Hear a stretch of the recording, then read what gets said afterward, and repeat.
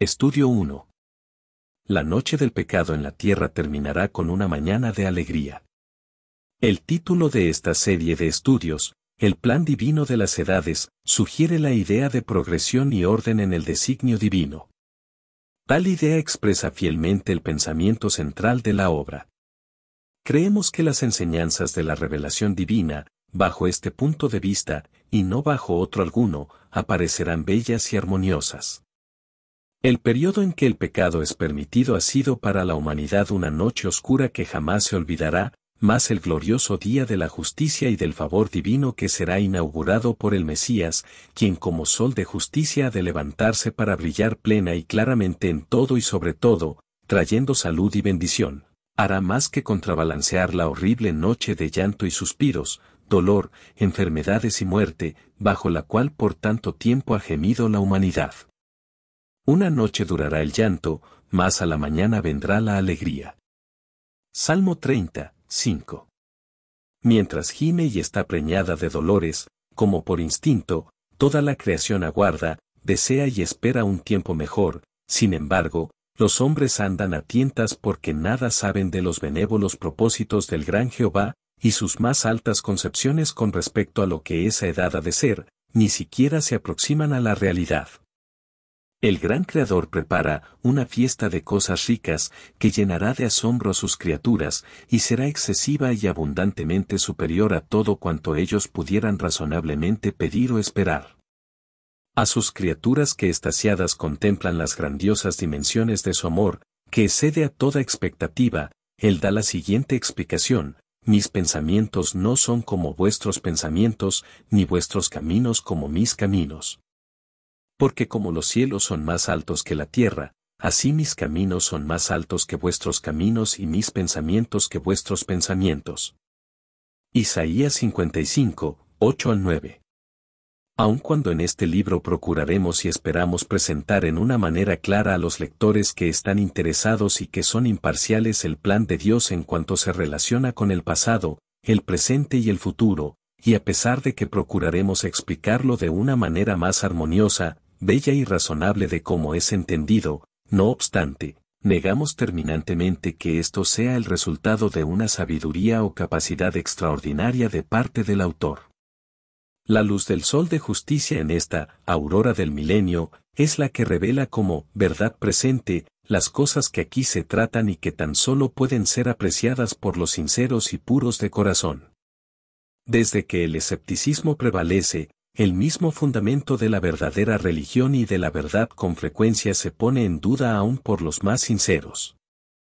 Hemos tratado de sacar a la luz lo suficiente del fundamento en el cual toda fe debe basarse, la palabra de Dios, para que aún el incrédulo tenga confianza y seguridad en su testimonio. Esto lo hemos procurado hacer de tal manera que la misma razón la dicte y la acepte como fundamento. Luego nos hemos esforzado en construir sobre ese fundamento las enseñanzas contenidas en las Escrituras, de una manera tal, que hasta donde sea posible el raciocinio humano se halla en condiciones de probar sus cimientos y ángulos por medio de las más estrictas reglas de justicia que pueda emplear.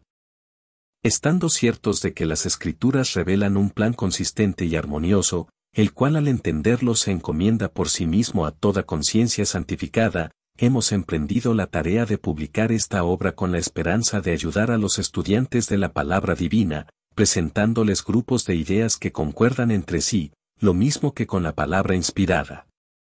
Los que reconocen a la Biblia como la revelación del plan de Dios, y a estos especialmente nos dirigimos, sin duda estarán de acuerdo en que si es inspirada por Dios, sus enseñanzas tomadas en conjunto deben revelar un plan armonioso y consistente consigo mismo y con el carácter de su divino autor.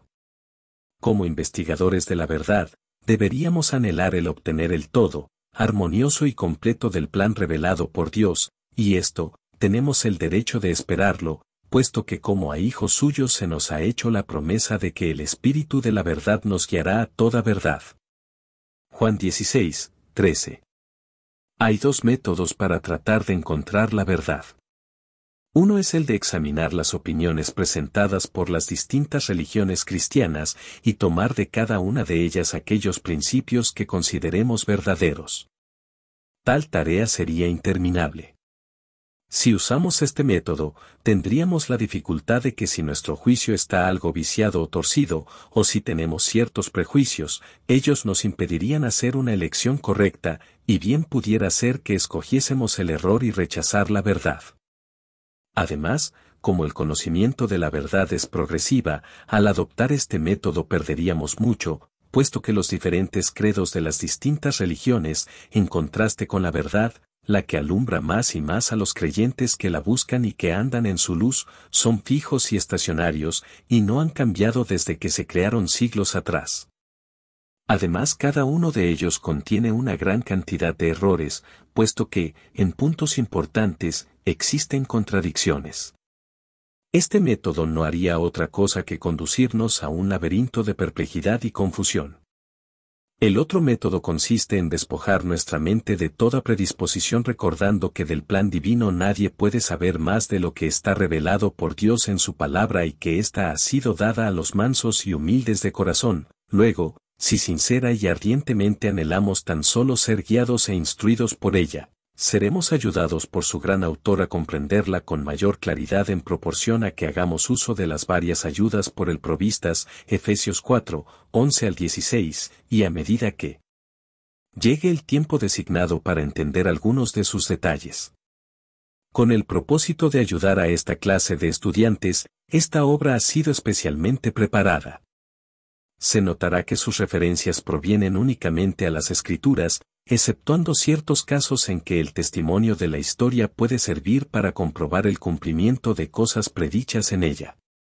No se ha dado valor alguno al testimonio de los modernos teólogos, y se ha prescindido del de los llamados padres de la Iglesia. Muchos de ellos dieron testimonio en armonía con los pensamientos aquí expresados, mas creemos que es un error común de este tiempo, y de tiempos anteriores, el aceptar ciertas doctrinas solo porque fueron creadas por personas que ellos confiaban. Esta es y ha sido una de las principales causas de los errores, puesto que con toda buena voluntad mucha gente buena ha creído y enseñado errores. Hechos 26, 9. Los que se hallan en busca de la verdad deben por completo vaciar de sus vasos las aguas turbias de la tradición para llenarlos en la fuente de la verdad, la palabra de Dios. Ninguna enseñanza religiosa debería estimarse de valor alguno a menos que no guíe hacia esa fuente a los sedientos de la verdad.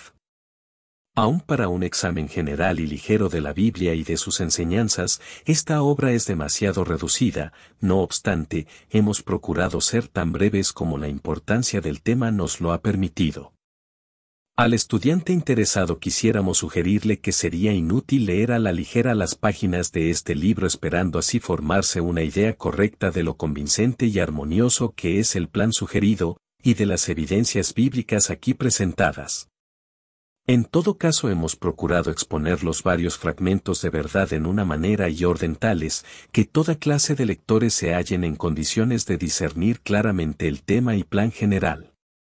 Si para poder apreciar debidamente cualquiera de las ciencias se requiere un estudio minucioso y ordenado, este requisito jamás debería pasarse por alto en lo que respecta al estudio de la ciencia de la revelación divina. En esta obra tal necesidad se duplica debido al hecho de que además de tratarse acerca de verdades divinamente reveladas, el tema se examina desde un punto de vista enteramente diferente al de toda otra obra que conocemos. No vamos a disculparnos por tratar de temas generalmente descuidados por la mayoría de cristianos, entre otros el advenimiento del Señor y las profecías y simbolismos, tanto del Antiguo como del Nuevo Testamento. Ningún sistema teológico que pase desapercibidos u omita los más prominentes rasgos de las enseñanzas bíblicas, debería jamás presentarse ni aceptarse. A pesar de todo, abrigamos la esperanza de que nuestros lectores se darán cuenta de que existe una vasta diferencia entre el estudio sincero, sobrio y reverente de las profecías y demás escrituras, a la luz de los hechos históricos que se han cumplido, y con el objetivo de alcanzar conclusiones que el sentido común santificado pueda probar, en contraste con la práctica demasiado común de especular en toda materia, la que cuando se aplica a la profecía divina, es muy propensa a llegar a conclusiones de teorías extravagantes y vagas fantasías. Las personas que adquieren esta peligrosa costumbre generalmente se vuelven profetas en vez de estudiantes de las profecías. No hay tarea tan noble ni que tanto ennoblezca como el estudio reverente de los propósitos revelados por Dios, cosas a las cuales los ángeles anhelan mirar. Primera de Pedro 1, 12. El hecho de que la divina sabiduría haya provisto profecías, manifestando acerca del presente y del pasado, en sí mismo es un reproche de parte de Jehová hacia la necedad de algunos de sus hijos que se excusan de su ignorancia y descuido en el estudio de la palabra diciendo, suficiente es el capítulo 5 de San Mateo para salvar a cualquier hombre. No debemos suponer tampoco que las profecías fueron dadas únicamente para satisfacer la curiosidad acerca del futuro. Su objeto evidentemente es el de dar al Hijo consagrado de Dios el conocimiento de los planes de su Padre, y así asegurar su interés y simpatía en tales planes, poniéndolo también en condiciones de entrever, tanto el presente como el futuro, desde el punto de vista divino. Al hallarse de tal manera interesado en la obra de Dios, podrá servir con el espíritu y con el entendimiento, y no como siervo simplemente, sino como hijo y heredero. Y así, la revelación le ayudará a contrarrestar la negativa influencia presente. Un estudio cuidadoso imprescindiblemente redundará en la confirmación de la fe y servirá de estímulo a la santidad.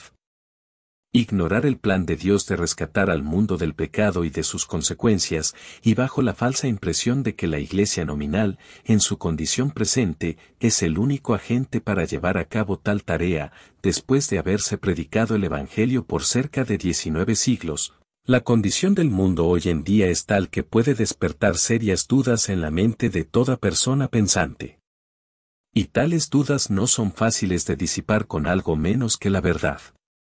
Para todo observador, una de dos tiene que ser aparente, o la Iglesia ha cometido un grave error al suponer que en la edad presente y en su condición actual, la Iglesia ha sido comisionada para convertir al mundo, o el plan de Dios ha sido un miserable fracaso.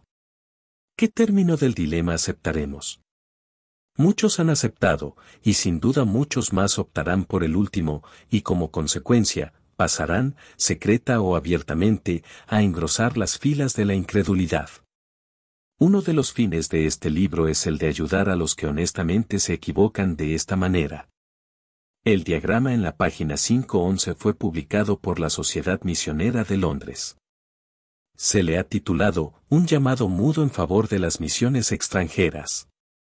El documento habla de la triste verdad de la oscuridad en que el mundo vive, y de la absoluta ignorancia en que se encuentra del único nombre debajo del cielo dado a los hombres por medio del cual podemos ser salvos. The Watchman, un periódico de Chicago, editado por la Asociación de Jóvenes Cristianos, publicó este mismo diagrama comentando: muy confusas e indefinidas son las ideas de algunos con respecto a la condición espiritual del mundo. Oímos hablar de glorioso renacimiento en nuestro país y en el extranjero, de nuevos esfuerzos misioneros, de un país tras otro que abren sus puertas al Evangelio, y de grandes sumas de dinero dedicadas a su difusión, llegando a creer que se están haciendo los esfuerzos necesarios para conseguir la evangelización de las naciones de la tierra. La población del mundo se calcula hoy en 1886 en 1.424 millones de habitantes. Al estudiar el diagrama vemos que mucho más de la mitad, casi las 2/3 partes, todavía son paganos en su totalidad. Del resto, la mayor parte son seguidores de Mahoma, o miembros de esas grandes iglesias apóstatas, cuya religión prácticamente es una idolatría cristianizada y de quienes a duras penas puede decirse que tienen y enseñan el Evangelio de Cristo. Y de entre el número de otros cristianos nominales debemos recordar que una gran cantidad han caído en una infidelidad y oscuridad que es posible que sea más profunda que la del mismo paganismo. Tampoco debemos olvidar que muchos se encuentran ciegos por la superstición, y otros sepultados en la más extrema ignorancia. Vemos pues que mientras más de 8 millones de judíos rechazan todavía a Jesús de Nazaret, más de 300 millones que llevan su nombre han apostatado de su fe, 170 millones se arrodillan reverentemente ante Mahoma, y el gran resto de la humanidad hasta ahora son adoradores de efigies de piedra, de estatuas de sus antepasados, de héroes muertos y del diablo mismo.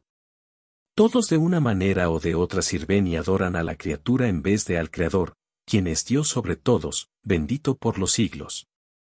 ¿No es esto suficiente para afligir el corazón de todo cristiano pensante? Ciertamente, este es un cuadro triste. Aun cuando el diagrama diferencia entre paganos, maometanos y judíos, todos están en igual ignorancia acerca de Cristo. La primera reacción de muchos podría ser creer que la proporción de cristianos es demasiado pesimista y por demás exagerado, mas creemos todo lo contrario. Estas figuras muestran al cristianismo nominal con números muy optimistas. Los 116 millones representados como protestantes es mucho mayor al verdadero. Creemos que 16 millones serían con más exactitud el número de miembros adultos declarados que componen sus iglesias, y aún tememos que 1 millón sea un cálculo demasiado liberal del pequeño rebaño, los santificados en Cristo, que no andan conforme a la carne sino conforme al Espíritu. Debe también recordarse que una gran cantidad de los miembros de las iglesias incluidos en las estadísticas son niños y menores de edad. Este es el caso especialmente en los países europeos, en muchos de los cuales a los niños, desde su más tierna infancia, se les cuenta como miembros de la Iglesia. Pero aun cuando este cuadro aparezca sombrío, no es el más angustioso que presenta la humanidad caída. El diagrama tan solo trata de las generaciones ahora vivientes. Cuán tenebrosa parece la escena al considerar que los 6.000 años pasados, siglo tras siglo, han presenciado el desfile de grandes multitudes que casi en su totalidad se hallaban en la misma ignorancia y pecado. Mirando las cosas bajo este punto de vista, el cuadro es verdaderamente lúgubre. Diversos credos de hoy en día enseñan que todos estos miles de millones de seres humanos están marchando directamente hacia tormentos eternos debido a que no han conocido el único nombre debajo del cielo dado a los hombres por medio del cual podemos ser salvos, mas no es esto todo, también se nos dice que, con la excepción de unos pocos santos, la mayoría de cristianos tienen el mismo fin. No es de sorprendernos pues que los que creen cosas tan terribles acerca de los planes y propósitos de Jehová tengan tanto celo en promover las misiones, lo que sorprende es que su celo no llegue al fanatismo, creer semejantes doctrinas, y llegar a tales conclusiones, sería privar la vida de todo placer y envolver en penumbra tan brillante perspectiva.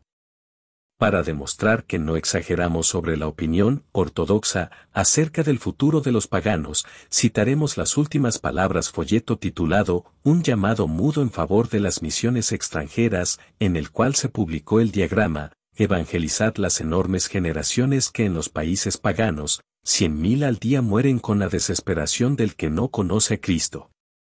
Pero aun cuando desde el punto de vista de los credos humanos es esa la lúgubre perspectiva, las Escrituras presentan una más brillante de las que estas páginas señalan.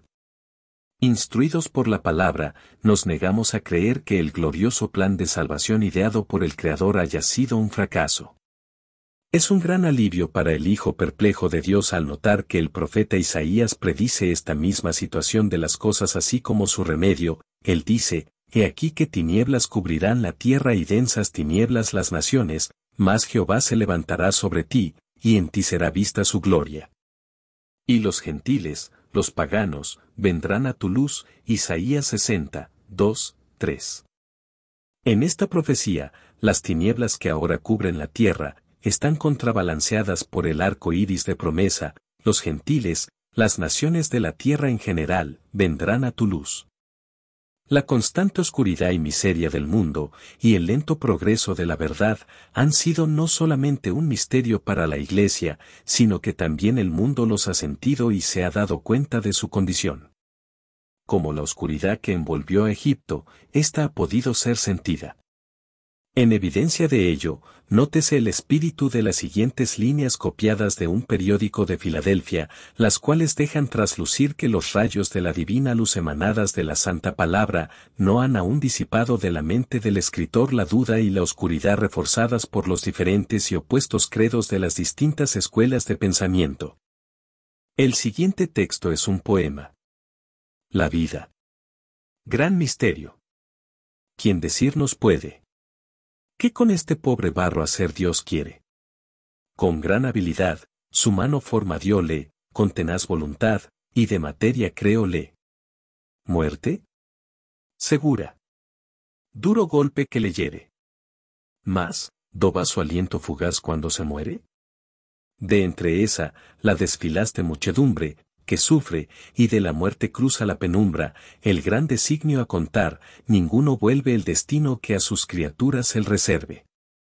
Te pedimos, oh Dios, de luz un nuevo rayo, que en la oscura senda nos libre del engaño. No basarla en fe, sino en más clara vista, dejando la vía de sombras desprovista. Que calme la duda, esa gran amargura que de las bendiciones roba la dulzura. La mente intranquila, velocísima, altiva, rechaza los credos, y toda tentativa de las contendientes sectas de esta fecha. Hace apresar la razón, y abrirse, brecha. Así como tú eres, quisiéramos hallarte. Saber que nos pides, entender esa parte que amante reservas, en el plan admirable. Forjado para el hombre, creador adorable. Quita a nuestros ojos la cegadora venda, y haz que de tu trono, el misterio se comprenda, de nuevo omnipotente, haya luz, ordena. En sombras te buscamos, lóbrega faena. Fin del poema. El autor del libro continúa diciendo. A esto replicamos. El autor contesta con otro poema. Descifrado el misterio, ya decirnos puede cuánto de este pobre barro hacer Dios quiere, si con suprema habilidad la forma le dio, si voluntad y mente cual la suya le creó, la muerte no es, artera, la suerte que le espera. Y aunque la pena, torne al polvo, se cumpliera. De allí rescátale Jesús, quien se hizo hombre, y quien muriendo, fiel, se ganó gran nombre. Esa nueva vida, el gran designio demostrado. De nuestro destino, que el porvenir envuelve. Tráenos la Biblia, de luz sublime rayo, que en la oscura senda, nos libra del engaño. Basado es en la fe, más cual segura vista. Al dejar la vía de sombras desprovista. Calma toda duda, mitiga la amargura, que de las bendiciones roba la dulzura. Y, esta mente Señor, que sigue siempre altiva. Rechazando credos, y toda tentativa. De las contendientes sectas de esta fecha, para apresar la razón y abrirse brecha. Así como tú eres, por fin logra hallarte. Sabe que nos pides, y entiende que parte al hombre reservas, en tu plan admirable. Que para su dicha forjas, gran ser insondable. Ya a nuestros ojos, apartada la venda, revelas el misterio, dejas que se entienda. ¡Qué felices somos! Gran amor nos llena, acabóse el misterio, miramos a luz plena. Fin del poema. Tal bendición viene ahora al mundo por medio de la revelación de los divinos propósitos y del claro entender de la palabra divina. Confiamos que este libro forma parte de esa bendición y revelación. Los que quieran dejar las especulaciones para en cambio dedicar tiempo al estudio de las Escrituras, sin excluir para ello la razón, la que Dios mismo nos invita a usar, Isaías 1, 18, verán como de un extremo a otro de los cielos un bendito arco iris de promesa. Es un error suponer que individuos que carecen de fe y de la consecuente justificación, puedan comprender claramente la verdad no es para ellos. El salmista dice, luz, verdad, está sembrada para el justo. Salmo 97, 11. Para el Hijo de Dios se ha provisto una lámpara cuya luz, en gran parte, disipa la oscuridad de su palabra y luz para mi camino, Salmo 119, 105. Pero es solamente el camino del justo, la que, cual, la luz de la aurora, va aumentando en resplandor hasta el día perfecto. Proverbios 4, 18. En realidad, nadie es justo, puesto que según está escrito, no hay justo ni aun uno. Romanos 3, 10. La clase a que este texto se refiere es la de los justificados por la fe. Privilegio único de esta clase es el de caminar en el camino cuya luz se aumenta, de ver no tan solo el desarrollo presente del plan de Dios sino también las cosas por venir. Aun cuando es cierto que el camino de cada creyente es luminoso, la aplicación especial de esta expresión es para los justos, justificados, como clase. Los patriarcas, los profetas, los apóstoles y los santos del pasado y del presente han caminado en su creciente luz, y esa luz continuará aumentando hasta el día perfecto. El camino es uno sin interrupción y su creciente y continua luz es la palabra divina, la que ilumina más y más a medida que llega el debido momento para el cumplimiento de las cosas en ella escritas. Por lo tanto, justos, alegraos en el Señor, esperando el cumplimiento de su promesa. Tan poca es la fe de la gran mayoría, que no buscan más la luz, y a causa de su infidelidad y desapego se le es permitido que se queden en tinieblas cuando pudieran estar andando en la creciente luz. El Espíritu de Dios, que ha sido dado para guiar a la Iglesia a la verdad, de todas las cosas que han sido escritas, irá tomando algunas para que las podamos entender. Además de lo escrito nada necesitamos, puesto que las Santas Escrituras pueden hacernos sabios hacia la salvación, por medio de la fe que está en Cristo Jesús. Segunda a Timoteo 3, 15. Aun cuando es cierto que todavía las tinieblas cubren la tierra, y las densas tinieblas las naciones, el mundo no ha de permanecer para siempre en esa condición. Se nos asegura que la mañana viene. Isaías 21, 12. Así como ahora Dios hace que el sol natural brille sobre justos e injustos, de la misma manera en el día milenario, el sol de justicia resplandecerá en provecho de todo el mundo y sacará a la luz las obras encubiertas por las tinieblas. Primera a los Corintios 4, 5. Disipará los nocivos miasmas del mal para traer en cambio la vida, el gozo y la paz. Si examinamos el pasado, vemos que entonces la luz brilló muy débilmente. Poco claras y confusas fueron las promesas hechas en los tiempos anteriores.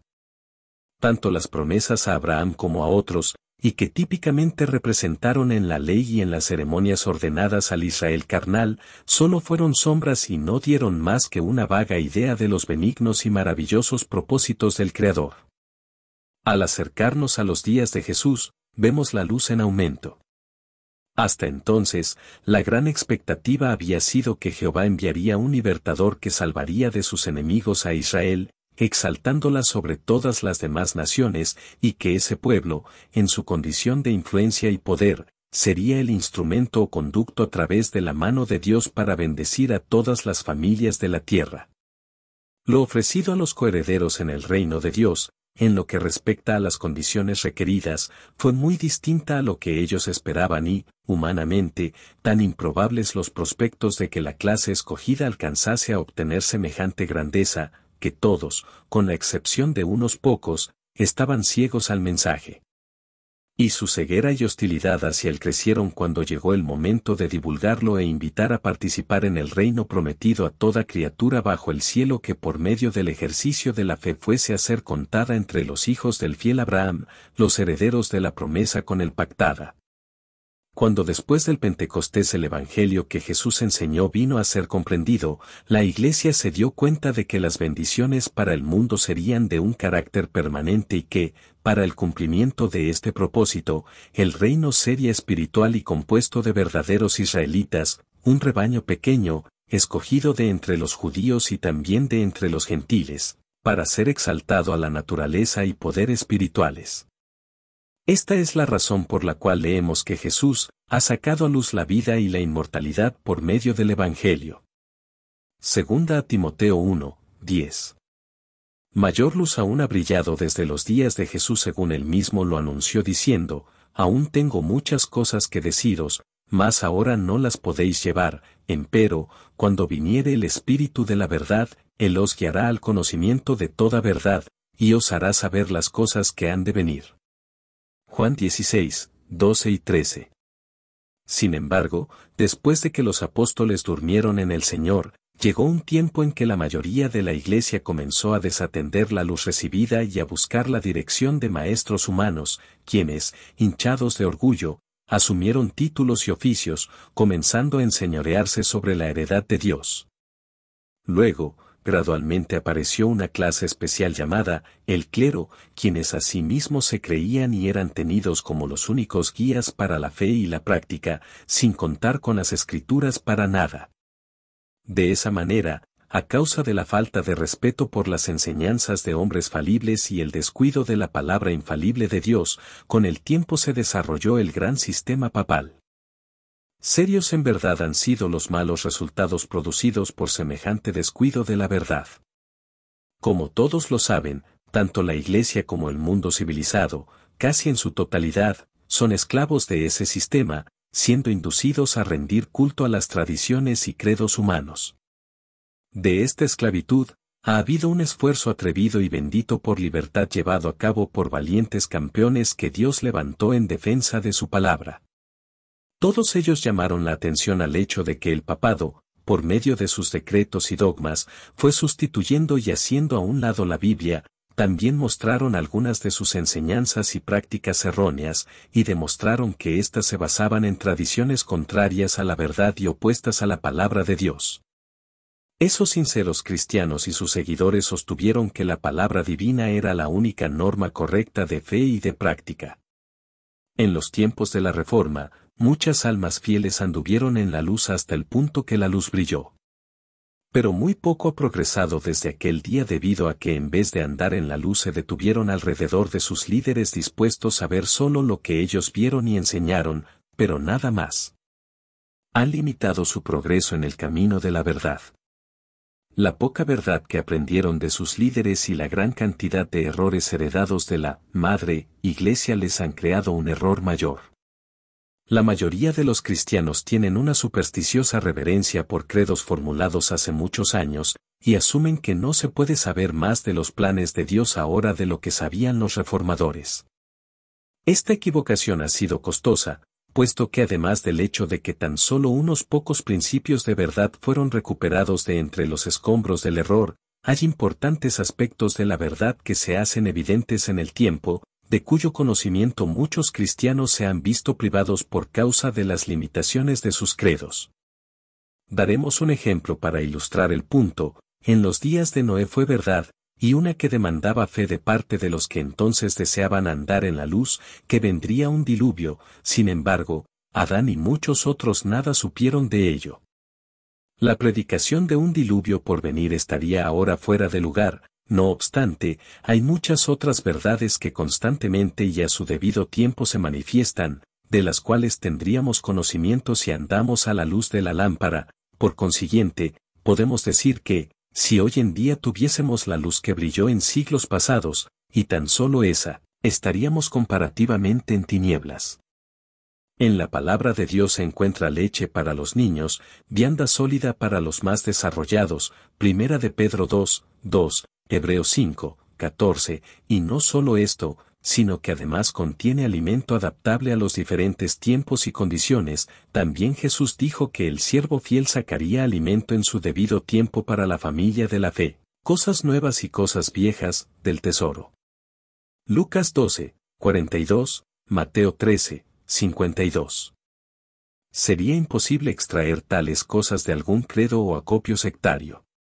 De cada uno de ellos podríamos sacar algunas cosas viejas y buenas, mas sería imposible extraer algo nuevo.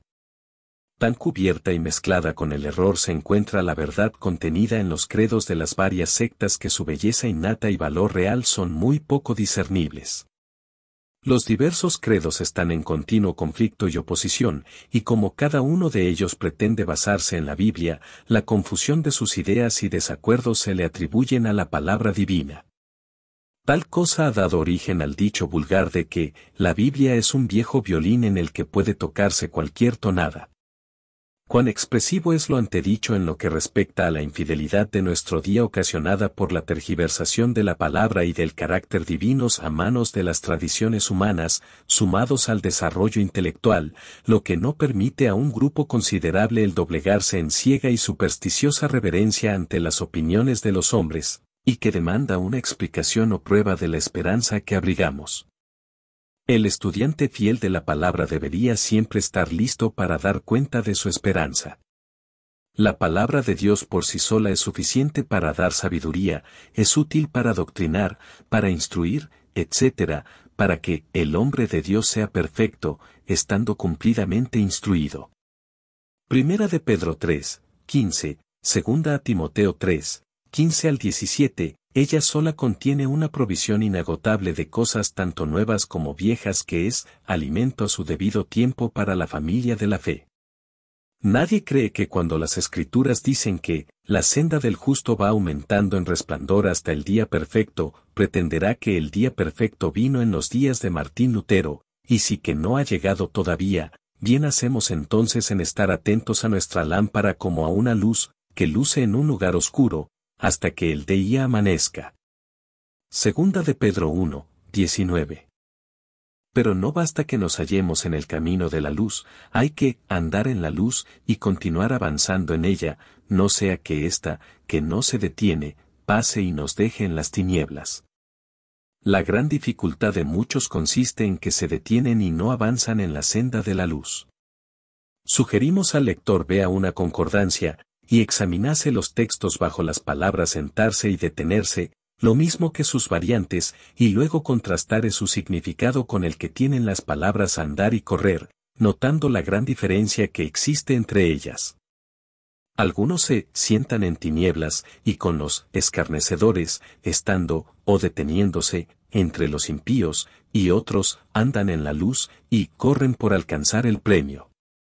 Isaías 42, 7, Salmo 1, 1, Hebreos 12, 1. La perfección del conocimiento no es una cosa del pasado sino del futuro, y de un futuro muy cercano, según creemos, y mientras no reconozcamos este hecho, no estaremos en condición de apreciar ni de esperar nuevas manifestaciones de los rasgos ocultos del plan de Dios.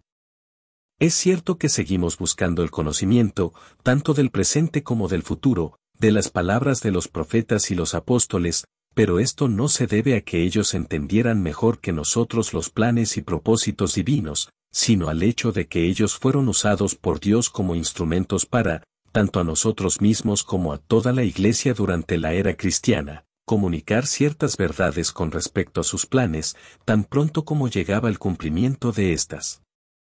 Tal hecho está bien comprobado por los apóstoles.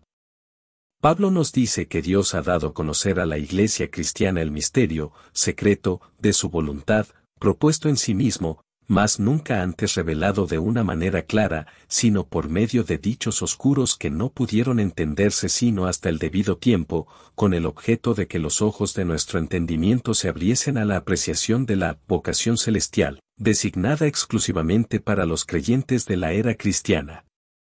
Efesios 1, 9, 10. 17, 18, Efesios 3, 4 al 6. Esto nos demuestra que ni los profetas ni los ángeles entendieron el significado de las profecías anunciadas. Pedro nos hace saber que cuando, ansiosamente, preguntaban por su significado, Dios les indicó que las verdades encubiertas en sus profecías no eran para ellos, sino para nosotros, los de la era cristiana. Él exhorta a la Iglesia a esperar aún mayor gracia, favor, bendición, en este sentido, un mayor conocimiento de los planes de Dios. Primera de Pedro 1, 10 al 13. Es evidente que a pesar que Jesucristo prometió que la Iglesia iba a ser guiada hacia la verdad, esta revelación iba a ser gradual. Mientras que la Iglesia durante los tiempos de los apóstoles estaba libre de los muchos errores que el sistema papal trajo, no podemos asumir que la Iglesia en esos tiempos tenía un conocimiento más profundo que ahora del plan de Dios, a pesar que todos sus escritos fueron inspirados por Dios, tal como fueron inspiradas las palabras de los profetas. Es también evidente que los apóstoles tuvieron distintos grados de entendimiento del plan de Dios. Para demostrar sus diferencias de conocimiento no tenemos más que recordar las dudas de Pedro y de los demás apóstoles, excepto Pablo, cuando el Evangelio comenzó a ser predicado a los gentiles. Hechos 10, 28, 11, 1 al 3, Gálatas 2, 11 al 14, la incertidumbre de Pedro contrasta radicalmente con la seguridad de Pablo, que claramente estaba inspirado por las palabras de los profetas, el actuar de Dios en el pasado, y las revelaciones directas por él recibidas. Sin duda alguna que Pablo tuvo más revelaciones que ninguno otro de los apóstoles. Estas revelaciones no le fue permitido darlas a conocer a la Iglesia, como tampoco de una manera clara y completa a los demás apóstoles, segunda a los Corintios 12, 4, Gálatas 2, 2. A pesar de todo, podemos apreciar el beneficio a toda la Iglesia, de las revelaciones y visiones dadas a Pablo. Aun cuando no se le permitió decir lo que había visto ni dar detalles de las cosas que sabía con respecto a los misterios de Dios en cuanto a los siglos venideros, sin embargo, lo que vio le hizo dar a sus palabras una fuerza, matiz y profundidad de sentido tales, que a la luz de los hechos subsecuentes, del cumplimiento de las profecías, y bajo la dirección del Espíritu, podemos apreciar mucho mejor ahora que la Iglesia primitiva. Para confirmar esto, tan solo tenemos que recordar el último libro de la Biblia, el Apocalipsis, escrito alrededor del año 96 de la era cristiana. Las palabras introductorias lo anuncian como una revelación especial de cosas antes no entendidas. Esto prueba de una manera concluyente que, a lo menos hasta ese entonces, el plan de Dios no había sido plenamente revelado. Aún hoy en día, para la mayoría de los cristianos profesos, ese libro no ha llegado a ser todo lo que su título implica, una manifestación, una revelación. De los miembros de la Iglesia primitiva es probable que ninguno haya comprendido parte alguna de este libro. Aun Juan, el que recibió las visiones, probablemente no se dio cuenta completa del sentido de las cosas que vio. Él fue profeta y apóstol a la vez, y si como apóstol entendió y enseñó lo que en ese tiempo fue alimento a su tiempo, como profeta expresó cosas que en tiempos posteriores habrían de ser alimento para el pueblo de Dios. Por medio de este libro simbólico algunos de los santos durante la era cristiana trataron de conocer el futuro de la Iglesia, sin duda alguna que según la promesa, Apocalipsis 1, 3, grandes fueron las bendiciones recibidas por los que aún sin poder comprender más que una pequeña parte de sus enseñanzas se esforzaron por leerlo. Gradualmente continuó el libro abriéndose a dichas personas, y más tarde por medio de él, Martín Lutero y otros reformadores identificaron al sistema papal como el anticristo mencionado por el apóstol, cuya historia, según podemos ver ahora, ocupa una parte bastante prominente en esa profecía. De esta manera, poco a poco, Dios manifiesta su verdad y revela las inagotables riquezas de su gracia, por consiguiente, mayor es la luz en este tiempo presente que a ninguno otro momento ya pasado en la historia de la Iglesia. Muchas más serán las bellezas que hemos de ver, y aún aumentará la luz. Y todavía nuevas bellezas veremos, y aún aumentando la luz. Fin del estudio 1. En la página oficial de los estudiantes de la Biblia del Noreste de Indiana, puede encontrar algunos escritos en PDF del hermano Russell en español. Oprima el botón con la opción Español. Luego prima la opción de Lectura en línea. Podrá leer algunos títulos como El plan divino de las edades, Sombras del tabernáculo, La reconciliación entre Dios y el hombre, y La nueva creación.